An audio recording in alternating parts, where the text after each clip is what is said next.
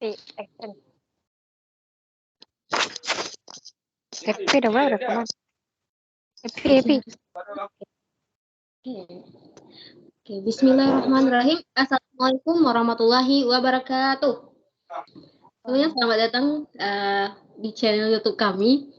Kami akan mempresentasikan hasil diskusi kelompok 2, di mana beranggotakan yang pertama yaitu ada Repiani dengan nomor BP 1910441017. Yang kedua itu ada Rahmatul Fitria dengan nomor BP 1910441021. Yang ketiga ada Zahara Zetira dengan nomor BP 1910441024. Dan selanjutnya itu ada Putri Azima Rafsanjani itu dengan nomor BP 1910442014. Dan selanjutnya itu ada Haris Lutfi dengan nomor BP 1910443004. Oke, kali ini kami akan membahas dan mengupas mengenai yang pertama yaitu percobaan Rutherford, yang kedua percobaan Bohr, dan yang ketiga yaitu kelemahan teori kuantum lama. Oke, untuk yang pertama kita akan mengupas membahas mengenai percobaan Rutherford. Nah, untuk percobaan Rutherford sendiri yaitu percobaan Rutherford ini dilakukan dengan menambahkan partikel alfa melalui celah pelat timbal dan ditumbuhkan dengan lempeng emas tipis yang berukuran 0,01 mm.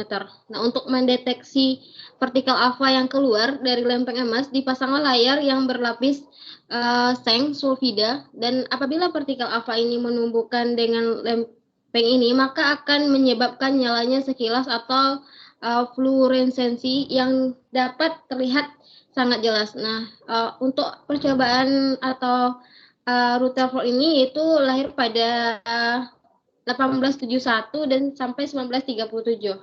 Oke, untuk selanjutnya itu akan dijelaskan oleh rekan saya yaitu Putri Azima, disilakan. Untuk hasil pengamatannya itu yang pertama, sebagian besar sinar alfa dapat menembus lempeng emas dengan lurus karena sebagian besar bagian atom merupakan ruang kosong. Yang kedua, sebagian kecil sinar alfa dibelokkan karena lintasan terlalu dekat dengan inti atom, sehingga dipengaruhi oleh gaya tolak inti atom. Yang ketiga itu sedikit sekali sinar alfa dipantulkan kembali sebab tempat bertumbukan dengan inti atom karena massa atom terpusatkan pada inti atom. Dengan kenyataan seperti itu, Rutherford membuat teori atom sebagai berikut.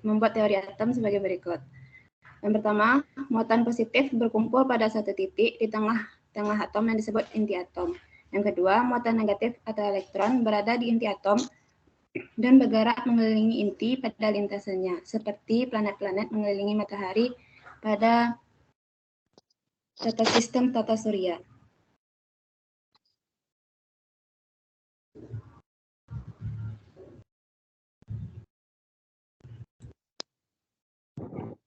Oke, selanjutnya akan dijelaskan oleh Rahma. Kepada Rahma, disilakan.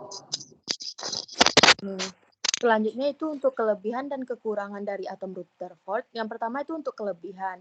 Yang pertama, bahwa atom memiliki inti atom yang bermuatan positif, yang di sekelilingnya terdapat elektron yang mengelilinginya. Yang kedua, dapat menerangkan fenomena penghamburan partikel alfa oleh selaput tipis emas. Yang ketiga, ciri-ciri inti atom dan jari-jari atom sudah dapat ditemukan. Yang keempat, sudah dapat menerangkan atau menentukan bentuk lintasan elektron yang mengelilingi inti atom. Yang kelima, dapat menggambarkan gerak elektron di sekitar inti. Dan yang terakhir itu, elektron dapat bergerak di dalam lintasan apapun dan lintasan tak terhingga jumlahnya. Untuk kelemahan dari atom Rutherford sendiri, yaitu yang pertama, jika dimodelkan dengan model tata surya, maka elektron akan dipercepat ke arah pusat atau percepatan sentripetal. Muatan yang bergerak di percepatan akan memancarkan radiasi sehingga energi elektron lama-kelamaan akan mengecil. Selanjutnya itu untuk kelemahan dari atom Rutherford itu model atom Rutherford tidak bisa menjelaskan tentang spektrum garis hidrogen.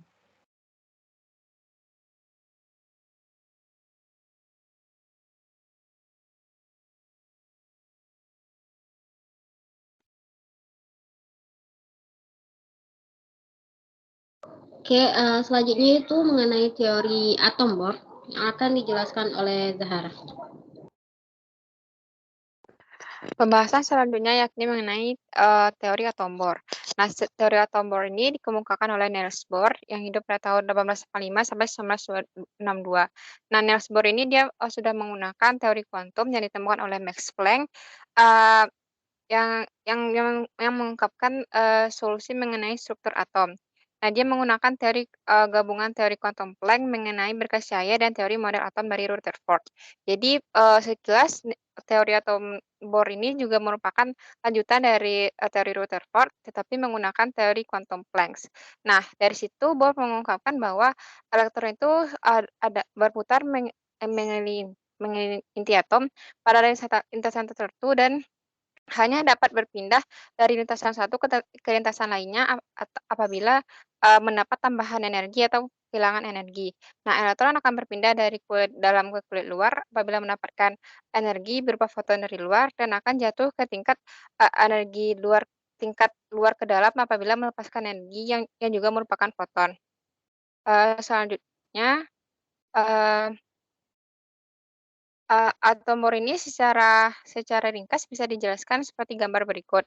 Atom elektron terdapat dalam suatu atom yang lintasan tersendiri, namun tetap berada di sekeliling inti atom, di mana masing-masing lintasan atau orbitnya memiliki hubungan dengan berkali lipat total energi pada harga kuantum pada keadaan dasar. Ini dikemukakan oleh John Gibran. Jadi setiap kulitnya ini memiliki tingkatan-tingkatan energi tertentu yang dirumuskan dengan minus 13,6 per N kuadrat untuk setiap kelipatan N. N itu adalah N itu adalah kulit dari elektron tersebut. Selanjutnya,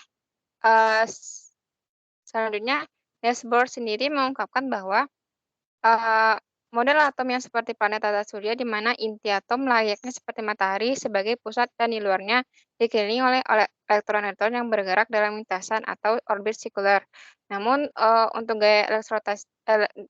gaya sentralnya itu di samping gravitasi merupakan gaya elektrostatik yang menjaga elektron tetap bergerak mengelilingi inti.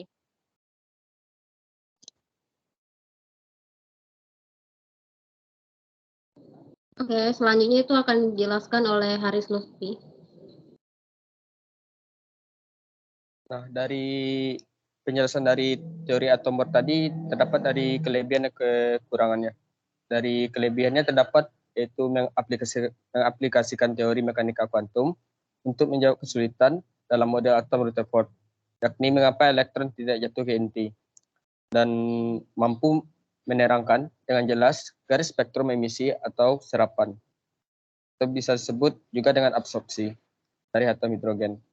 Dan terakhir ada menerangkan bahwa elektron mengelilingi atom dan dalam kulit-kulit tertentu. Kulit ini adalah seperti K, L, M, dan N. Dan terdapat juga dengan gambar spektrum garis dari hidrogen.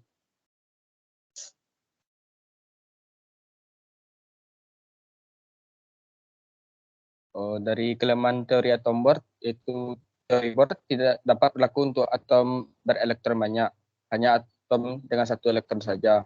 Dan teori Bohr tidak dapat menjelaskan efek Zeeman, yakni terbentuknya spektrum atom yang lebih rumit apabila atom ditempatkan pada medan magnet.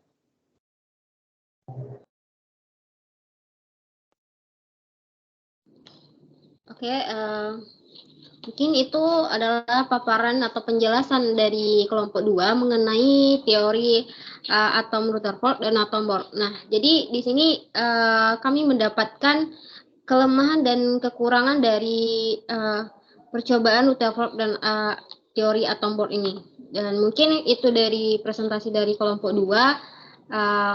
Harapannya bagi yang mendengarkan dapat memahami penyampaian dari kami, dan sekian dari saya selaku moderator. Terlebih dan terkurang mohon maaf. Assalamualaikum warahmatullahi wabarakatuh.